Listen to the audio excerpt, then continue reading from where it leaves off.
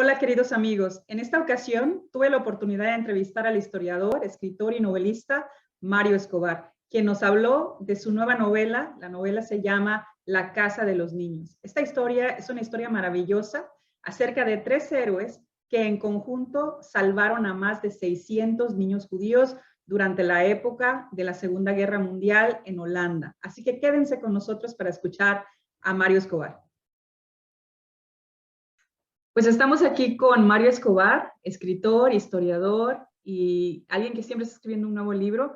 Vamos a hablar de su libro más reciente, que es La Casa de los Niños, que fue publicado por Penguin Ediciones B hace apenas unos días y nos está dando aquí la oportunidad de poder conversar sobre el libro. Esta es una historia fascinante, Mario, como todo lo que escribes, ¿no? Muy linda, muy tierna. Creo que es como el hilo que siempre he visto en tus historias, ¿no? Hay siempre un mensaje de esperanza, un mensaje que te anima, ¿no? a pelear por algo, a soñar por un mañana mejor.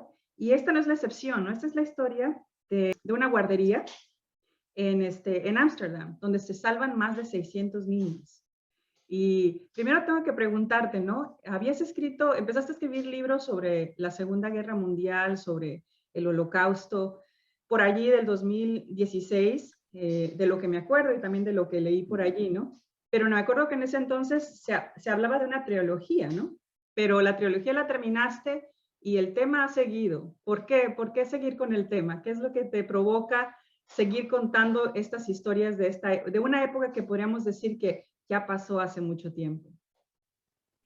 Pues tienes razón, aunque he escrito otras cosas también de manera intermedia, porque he escrito una novela sobre Halle Beecher Stone, que fue la escritora de La cabaña del tío Tom, que se llama El color del corazón, ya me ha venido el título. Me he centrado mucho en novelas de la Segunda Guerra Mundial. Creo que es un periodo apasionante de la historia por varias razones. En primer lugar, porque es un momento en el que se concentran muchísimos acontecimientos en muy poco tiempo, ¿no? No solo es la guerra, el drama de la guerra, sino personajes históricos de la talla de Winston Churchill o de Adolf Hitler, de Stalin, ¿no? En Rusia, Benito Mussolini en Italia. Es un momento, por tanto, de grandes cambios históricos, ¿no? Y luego también de un gran dramatismo, porque casi, bueno, algunos dicen que más incluso de 70 millones de personas murieron de una manera u otra durante la Segunda Guerra Mundial. Entonces, ahí es como una cantera increíble de historias sobre lo que comentabas al principio, una de las temáticas que más me gusta, que es historias que hay ese deseo de esperanza, de cambio, de ayudar en medio de la adversidad. Y un poco me han ido surgiendo una detrás de otra, ¿no? Aunque he intentado cambiar y buscar historias nuevas, pues Canción de cuna de Auschwitz me llevó a Los niños de la estrella amarilla, esta me llevó a Nos prometió la gloria, esta me llevó a Recuérdame, ahora, bueno, hace un tiempo el de Zacarías San Malo, El maestro, que es la última que salió con HarperCollins. Y esta historia de la que estamos hablando hoy, pues también es una historia con esos mimbres, ¿no? Con esas personas que de alguna manera pues intentan luchar por los más débiles y enfrentarse al mal en estado puro que fue el nazismo. Entonces, es casi inevitable que siga con esas historias. Y luego también el público, los lectores, la verdad es que se emocionan mucho y están buscando desde hace tiempo ese tipo de historias inspiradoras. Sí, el público puede pensar una cosa, ¿no? Pero luego los críticos tienen otra opinión, ¿no? Y bueno, Mm. por eso son críticos. No sabemos si para bien o para mal, pero bueno, por lo menos nos hacen pensar. Ya después veremos la respuesta. Pero los críticos pueden decir que se ha escrito mucho sobre el tema, ¿no? Y ya están como, ya no quieren que se escriba más sobre el tema. Pero luego eso lo dices, por cierto, en la introducción del libro. Y también pero lo que menos les gusta es que se hagan novelas sobre el tema del Holocausto y sobre el tema de la Segunda Guerra Mundial. Sin embargo, mencionaste tú que el público piensa diferente, ¿no? El hecho de que sigan recibiendo tus novelas, te dejan los comentarios, porque yo pues me dediqué a ver los comentarios que deja la gente, y definitivamente parece ser que hay un hambre y quieren saber más, ¿no? ¿Qué opinas al respecto? Pues es verdad que ha habido críticas por parte incluso de instituciones como el propio Auschwitz, ¿no? Hacia novelas escritas en esta época. Y también pues hay muchos escritores reconocidos o críticos que están diciendo que se está escribiendo demasiado sobre el nazismo, el holocausto, la Segunda Guerra Mundial. Todo esto nace hace 2 años cuando se cumple el aniversario el 80 aniversario del comienzo de la Segunda Guerra Mundial, y siempre cuando hay una efeméride de ese tipo, de esa envergadura, empiezan a surgir libros, y aunque muchos pensaban que sería cosa de un año, como mucho dos, vemos que va a continuar. Yo creo que es porque vivimos una época muy parecida a esa etapa de los años 30 del siglo XX, en la que había una gran inestabilidad política, empezó a haber un aumento del racismo, la xenofobia, el antisemitismo, también de unos populismos muy exacerbados, ¿no? Que llevaron pues, al surgimiento del fascismo primero en Italia, luego el nazismo, el estalinismo, luego en Rusia también. Y esto pues, fue precipitando a la sociedad, primero Europa, pero luego al final a todo el planeta, hacia un mundo pues, de una intolerancia insoportable, de persecución a los más débiles. Y yo creo que esa por desgracia, ¿no? Eh, esa similitud que hay entre esa época, la época de los años 30 del siglo pasado y 40 y la actual, pues hace que mucha gente esté interesada y preocupada.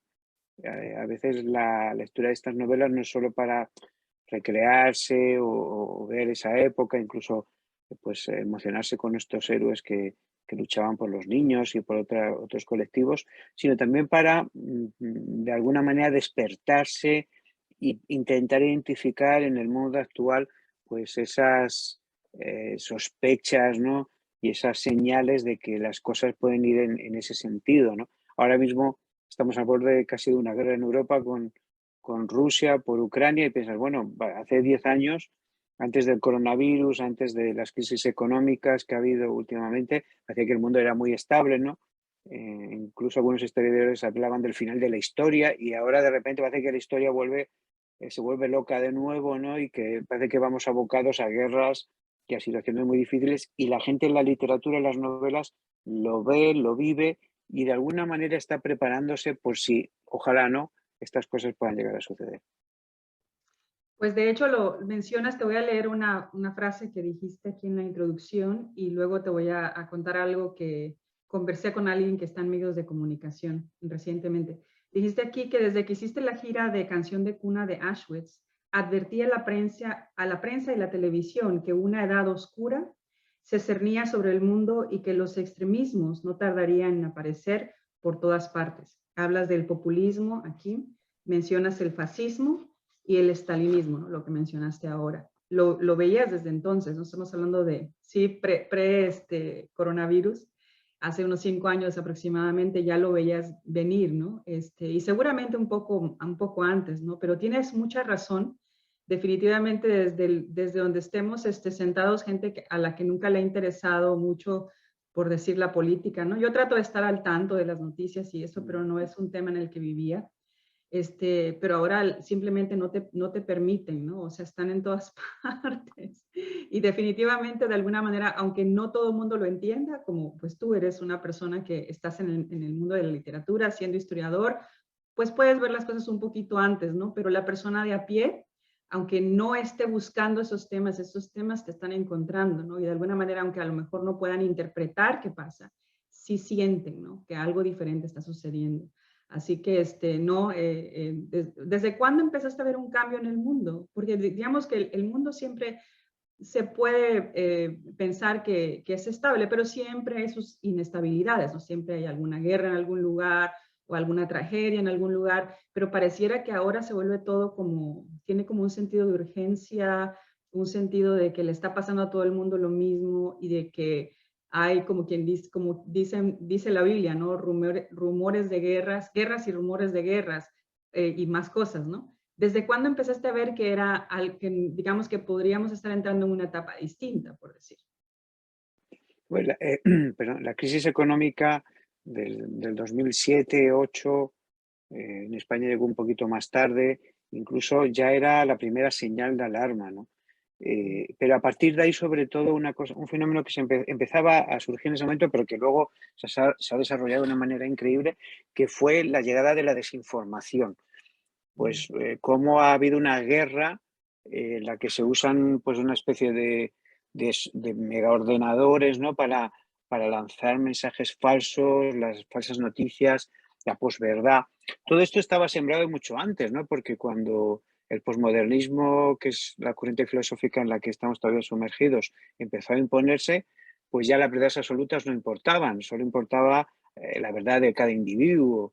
Se intentó abolir y casi destruir todos los principios sobre los que se sustentaba la sociedad, sobre todo la occidental, ¿no?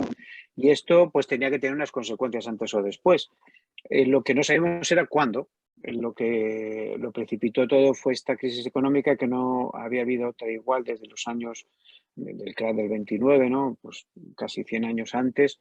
Y luego esa crisis económica llevó a una crisis social de grupos antisistema, grupos que intentaban de alguna manera pues cambiar radicalmente la sociedad, y aunque parecía que eso estaba un poco apagándose, la pandemia lo ha reavivado, ¿no? Hay muchos gobiernos en toda América Latina, ¿no? Que están radicalizándose, ¿no? Desde Chile, pasando naturalmente por Venezuela, que ya entró en barrena con Hugo Chávez hace mucho tiempo, Cuba, que lleva desde los años finales de los años 50, pero poco a poco con Bolivia y otros países de América están entrando en esta vorágine populista, que ha habido otras oleadas anteriores, ¿no? No es algo absolutamente nuevo, pero lo cierto es que esta tiene unas características diferentes, ¿no? La globalización hace que muchas ideas se extiendan de manera rápida, sobre todo cuando hay grupos que intentan manipular a la sociedad y que se difundan de una manera aún más rápida. Entonces, podemos decir que en el año 2006-2007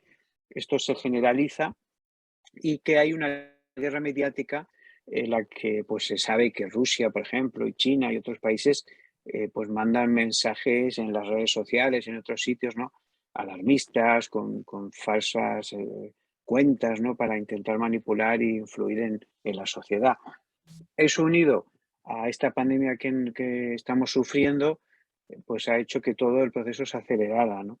Está claro que siempre ha habido pues guerras, y ha habido conflictos, y ha habido cambios ideológicos, y ha habido revoluciones. La historia humanidad está llena de esas.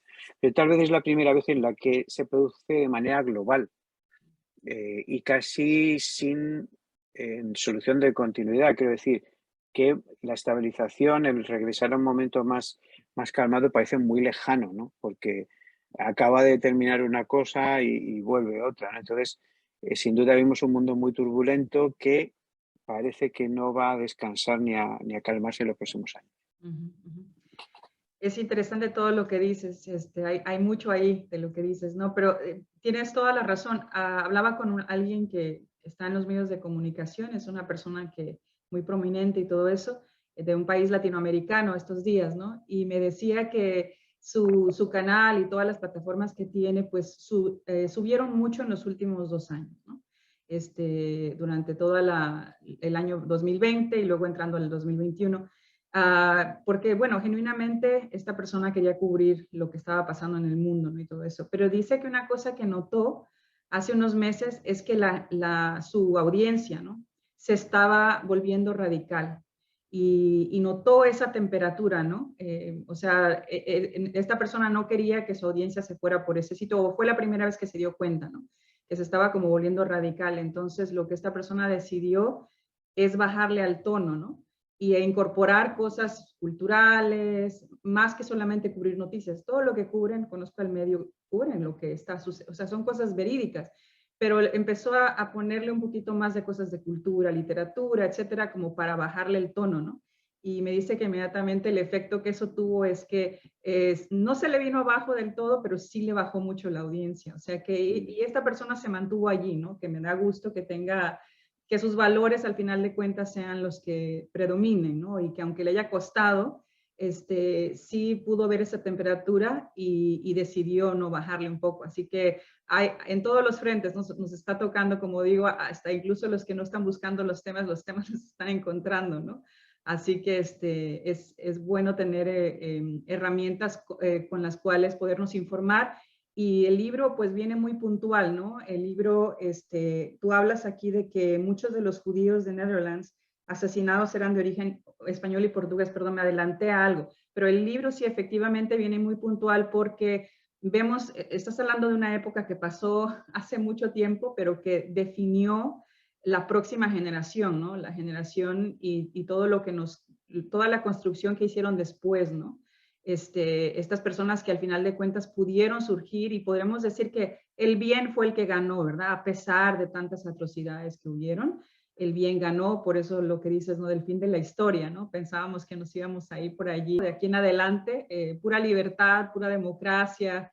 Yo creo que tal vez la cultura hispanoparlante no ha tenido tanto, no se ha expuesto tanto, ¿no? A evaluar qué pasó durante esa época. Una de las cosas que hablas en el libro es que muchos de los judíos de Netherlands que fueron asesinados eran de origen español y portugués, ¿no? Creo que es un dato que no muchos sabíamos, leyendo tu libro, hasta haya allí un incidente que cuentas, no en el libro en sí, sino en la introducción, que cuando me parece que el rey de España visitó el país, la gente, el pueblo, o sea, escuchó a la gente hablar en español, algo así como viva el rey o algo así, no me acuerdo qué es lo que decía. Pero es súper interesante. ¿Qué poblaciones fueron afectadas? ¿Qué poblaciones de España o de Portugal? ¿Eran como gente que eran gente que ascendía de españoles o portugueses o eran colonias que estaban cerca? ¿O cómo fue el asunto de que vimos muchos españoles morir también en este holocausto, ¿no? Bueno, lo curioso es que en el siglo, bueno, mucho tiempo antes, a finales del siglo XV, 1492, cuando los reyes católicos expulsan a los judíos españoles, y luego, poco tiempo después, al irse muchos de ellos a Portugal, el rey de Portugal decide también expulsarlos, pues la mayoría de ellos huyen a diferentes lugares del mundo. Algunos intentan ir al norte de África, pero allí también son perseguidos por los musulmanes. Algunos están en el Imperio Otomano, que aunque eran también musulmanes, eran más tolerantes y se establecieron allí durante siglos. Otros en Grecia, que en ese momento estaba ocupada también por los otomanos, pero hubo un buen número que decide ir a Francia, pero también al ser expulsados acaban en Ámsterdam y especialmente y en La Haya, estas dos ciudades de los Países Bajos. Era un lugar con muchísima más tolerancia respecto hacia las minorías, hacia los grupos diferentes. La mayoría de estos judíos de origen español y portugués venían con profesiones especializadas que estos países estaban demandando. Por ejemplo, Henriette Pimentel, que es una de las protagonistas, su familia se dedicaba a los diamantes, ¿no? A pulirlos, a prepararlos para convertirlos en joyas, y lo habían hecho ya en España.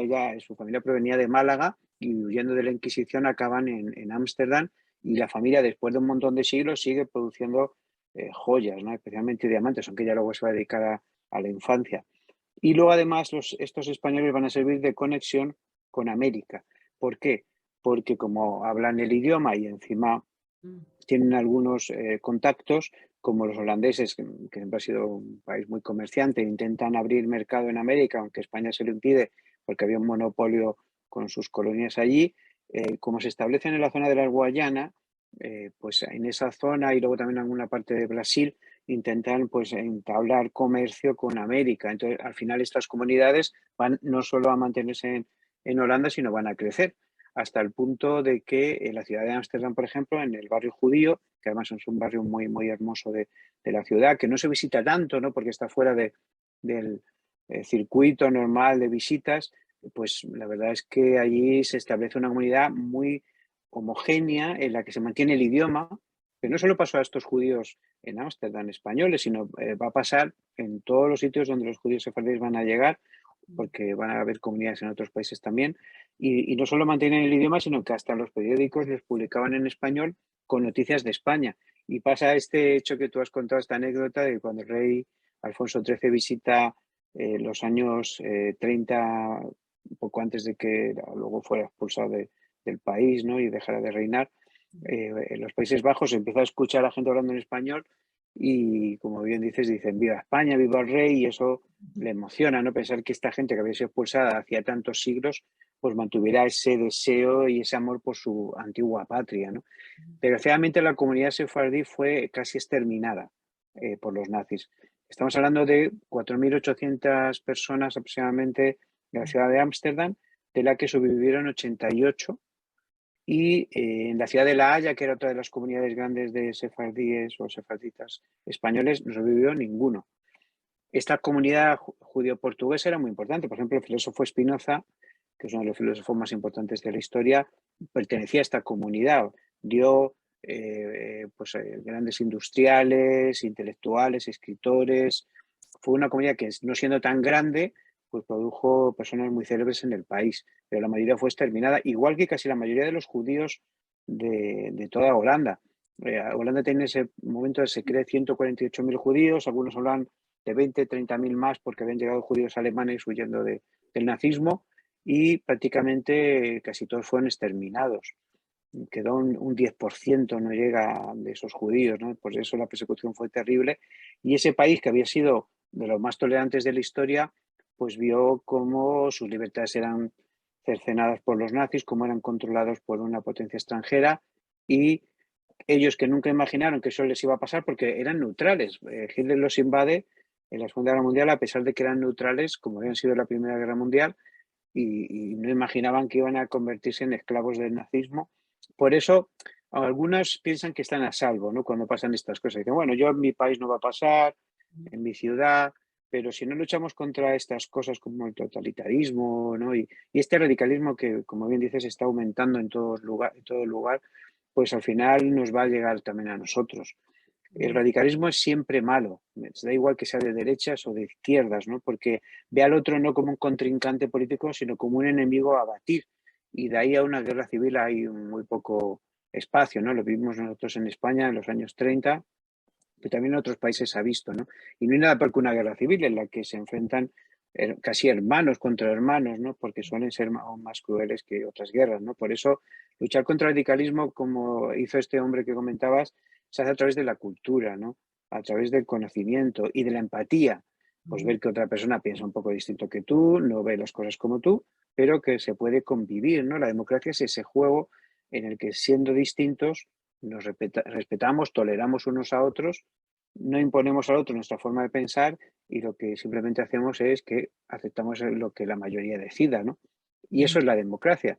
Decía Winston Churchill que es el menos malo de los sistemas políticos. Tiene defectos, tiene muchas cosas que cambiar, pero sin duda es el mejor dentro de los otros sistemas que hay de gobierno.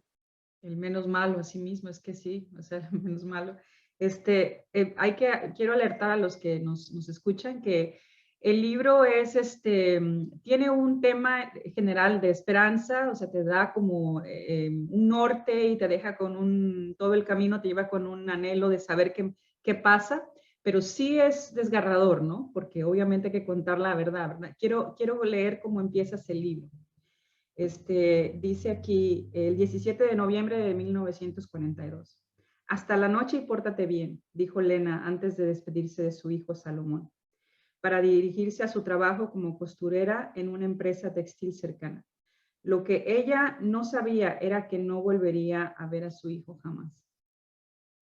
Aquí entonces cuentas la historia de cómo ella, ahí mismo viene una escena, ¿no? Donde ella hay una escena allí donde varios judíos son llevados para ser interrogados, los separan y obviamente empieza la odisea de esta mujer, ¿no? Y así cuentas, bueno, llevas esa historia por toda la novela. Y como digo, ¿no? Sí, definitivamente nos cuentas la verdad, o sea, no escondes nada, ¿no? De lo que sucede en la historia. ¿Puedes darnos un resumen corto? Estamos ya sobre el tiempo y quisiera darte la oportunidad de que nos des un resumen corto de qué trata la novela y qué es lo que quisiste lograr con ella y de dónde te vino la idea de escribir en esta historia en particular. Bueno, la novela está compuesta de varias historias, sobre todo de tres personajes que van a intentar salvar al mayor número de niños posibles. Estaba Johan van Hulm, que era un hombre que era pedagogo, profesor, tenía la dirección de una escuela para profesores justo enfrente del teatro holandés y al lado de la guardería judía, en el pleno gueto judío de la ciudad de Ámsterdam. Este hombre, que era un hombre cristiano, creyente, cada día pasaba y veía las filas Bueno, de los cuentas una judíos que escena, estaban ¿no? registrándose. Cuentas una escena, ¿no? Donde, perdón Sí, que te interrumpa, pero me sí, acordé de esa justo, escena, ¿no? sí, hablo de esa escena porque fue un poco lo que le despertó a él y le hizo pensar, bueno, ¿cómo estoy pasando de largo y no haciendo nada con esto que está sucediendo en mi ciudad y que podría haberme sucedido a mí, ¿no? Por el simple hecho de ser judío, ¿no?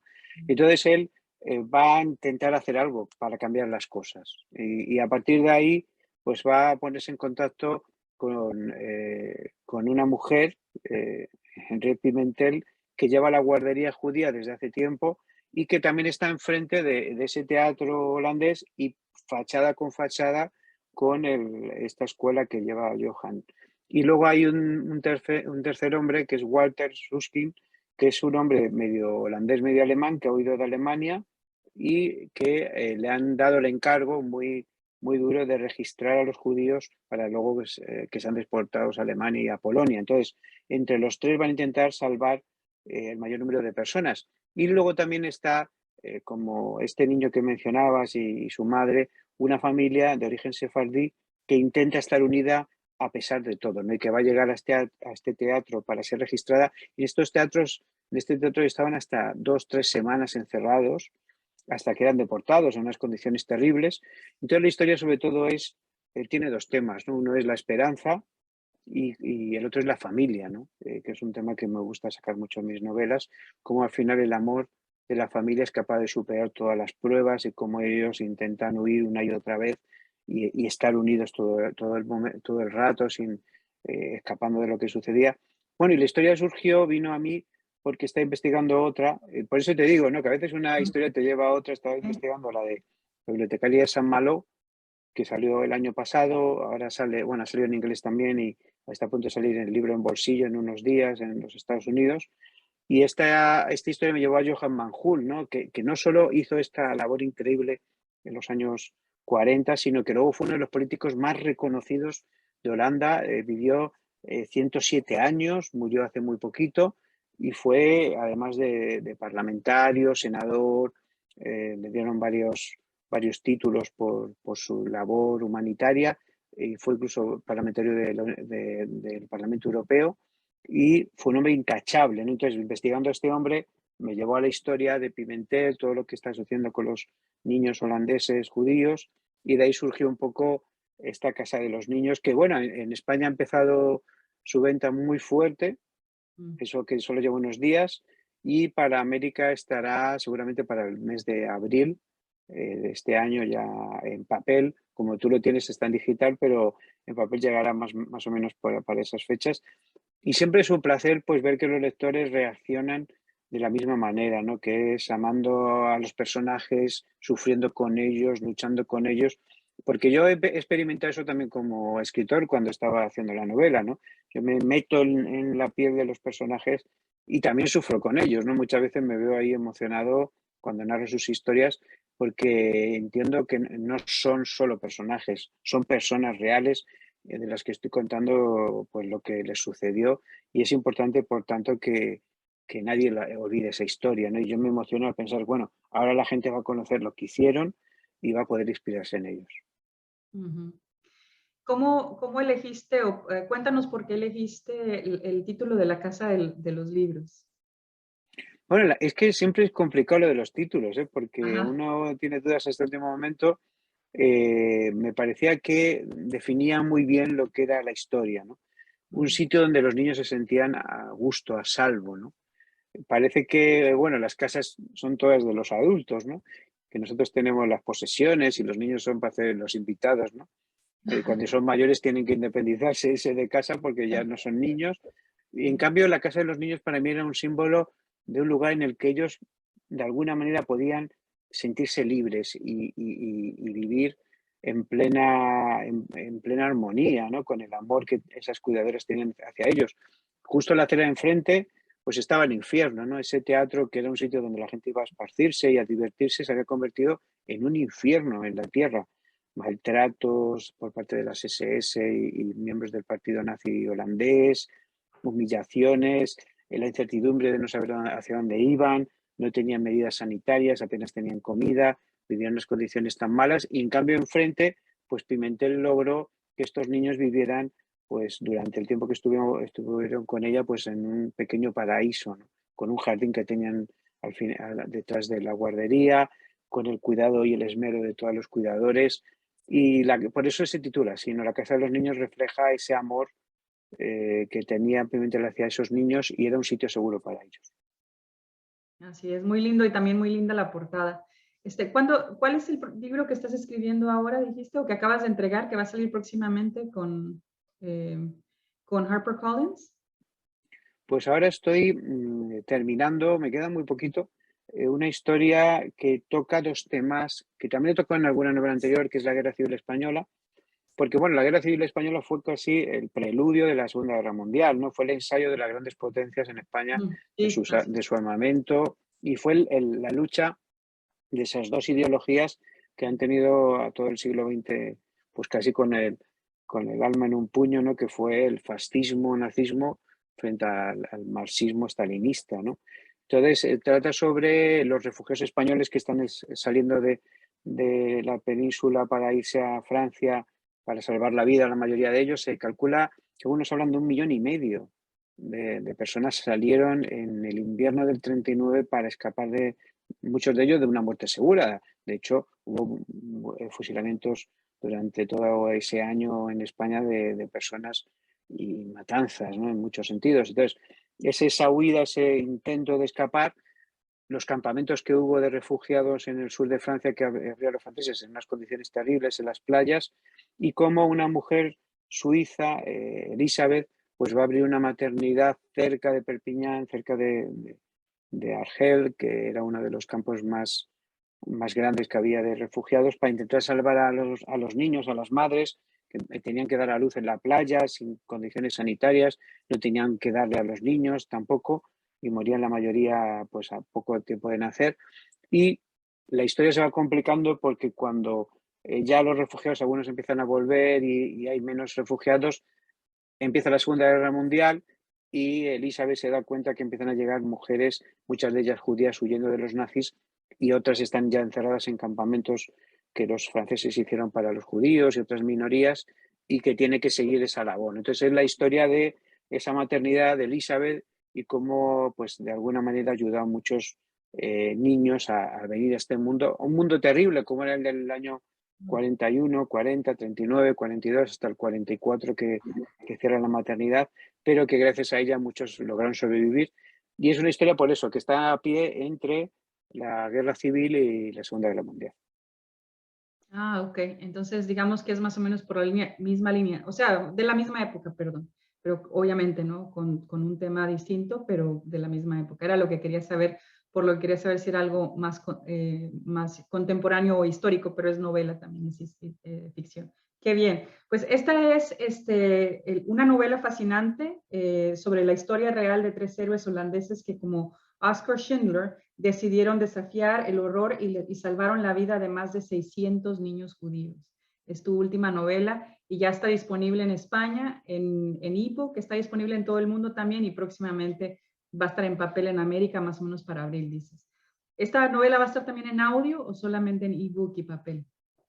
Por ahora en ebook y papel, esperemos que pronto en audio, porque tengo muchas novelas, tanto en Storytel como en Audible, y la verdad Sí. que los lectores están fascinados ahora con el audiolibro, es una cosa maravillosa. Yo voy en coche a veces a Madrid y en el camino me pongo audiolibros porque ya que no puedo leer durante la conducción, bueno, por lo menos estoy escuchando libros y estoy encantado con ello, ¿no? En este caso todavía no va a salir, esperemos que salga pronto, pero sí ya pueden leerlo en digital en cualquier parte del mundo y dentro de poquito en papel, que como decías, tuvo una edición preciosa que ha hecho Penguin, Ediciones B, y la verdad que da gusto pues el trabajo que hacen y lo bonito que ha quedado el libro. Sí, sí, espero recibirla en papel pronto, porque yo solamente la tengo en ebook, así que la tendré en mis manos pronto, cuando llegue por este lado del mundo. Mario, para terminar, y has sido muy generoso con tu tiempo, muchas gracias. Para terminar, ¿en qué proyectos estás trabajando actualmente? Bueno, ya sabes que siempre estoy en varias cosas a la vez y estoy metido en tres, ¿no? Para un ensayo, que es un ensayo cristiano sobre un tema muy, muy interesante, en el que intento que se busque el modelo de Jesús, ¿no? Para nuestra vida cotidiana. Y luego también he firmado para dos novelas biográficas de personajes importantes de la Reforma, ¿no? Hace poco saqué una novela sobre Casiodoro de Reina, Palabras de Fuego, ¿no? El traductor de la Biblia al español, y entonces en esa línea voy a hacer otras 2 novelas que saldrán para el 23-24, pero que ya estoy con ellas. Entonces, bueno, pues con 3 proyectos en marcha, terminándolo y con ya ideas para próximos proyectos para el año que viene y el otro.